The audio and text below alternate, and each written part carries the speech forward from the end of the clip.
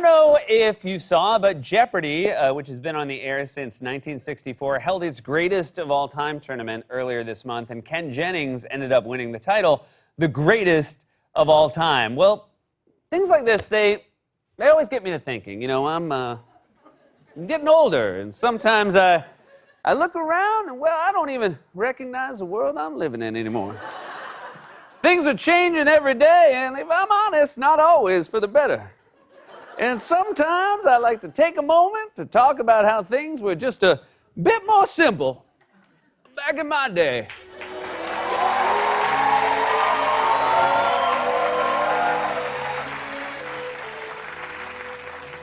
Back in my day, Ken Jennings wasn't the greatest Jeopardy player of all time. No, the greatest Jeopardy player of all time was me.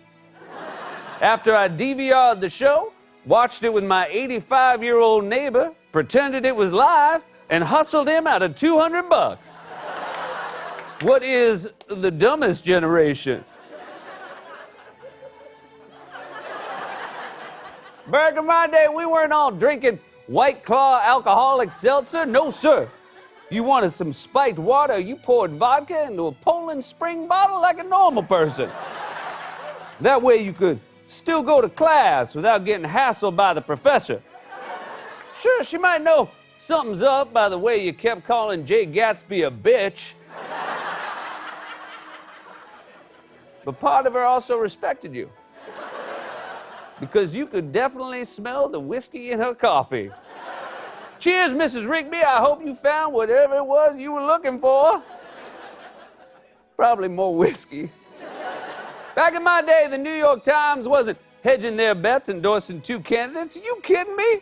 Back then, the New York Times knew the only effective way to endorse a candidate is to pick your absolute favorite candidate and stick with them. And that's how President Hillary Clinton won the 2016 election.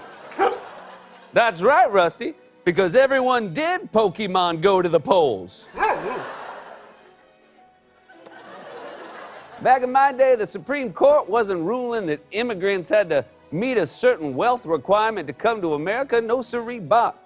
Back in my day, immigrants would come to America empty-handed, with dreams in their eyes, and they only became wealthy once they married Donald Trump.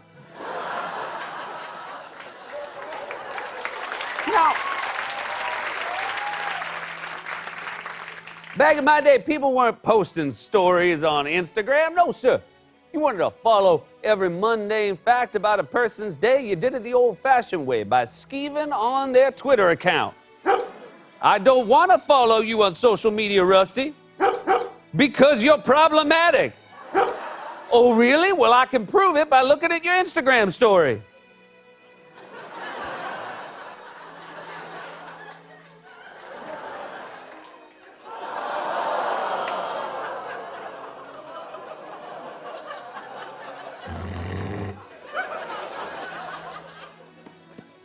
Back in my day, we weren't scared about getting the coronavirus. Nope. We were scared about getting Ebola, the bird flu, the comeback of the measles, MERS, SARS, and of course, Skarsgård. Now, that last one was an actor, but he did scare me in True Blood. Back in my day, we weren't all listening to Lizzo. We were listening to Rizzo from the hit movie musical Grease. Now, Rizzo was interesting because on the one hand, she was a high school student, but on the other hand, the actress who played her was well into her 30s. I remember there was a plot about her maybe being pregnant, and I was like, with what, her third child?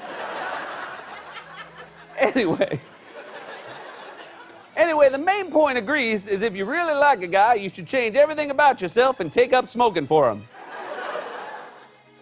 Back in my day, the Astros weren't stealing signs to win the World Series. Knuckleballs! Back in my day, the only signs we stole were the mile marker 69 signs from the interstate that we would hang up in our basement, and it was hilarious. Back in my day, Harry and Meghan weren't causing a problem for the royal family by moving to Canada. No, back in my day, people were generally happy when their 35-year-old married son decided to move out of the house. It was a sign of progress, that he was growing up. Also, back in my day, British royals weren't stepping back from their duties because the press was racist. Chimney sweeps. Back in my day, British royals stepped back from their duties because the press found out they were longtime friends with Jeffrey Epstein. Jeffrey Epstein was misunderstood. Where'd you read that?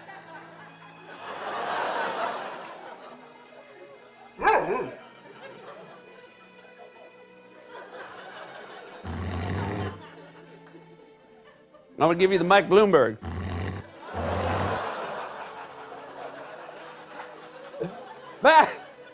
Back in my day, people weren't traveling to the Bronx to dance on the steps from the Joker movie. No, back then, you only went to the Bronx 3 times a year. Once to go to the zoo, once to go to a Yankees game, and a third time because your dad missed the exit for the George Washington Bridge, then spent the next 15 minutes yelling at himself in the car. Well, I can still remember what my old man would say. Ah! Me out of goddamn third signal! Eating cucumber, mother! Well,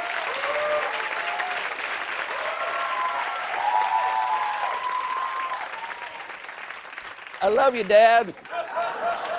He's not dead, he's just upstairs. Well, I'm sorry, but sometimes this grouchy old gas guzzler's gotta gripe the hell out. I've been back in my day.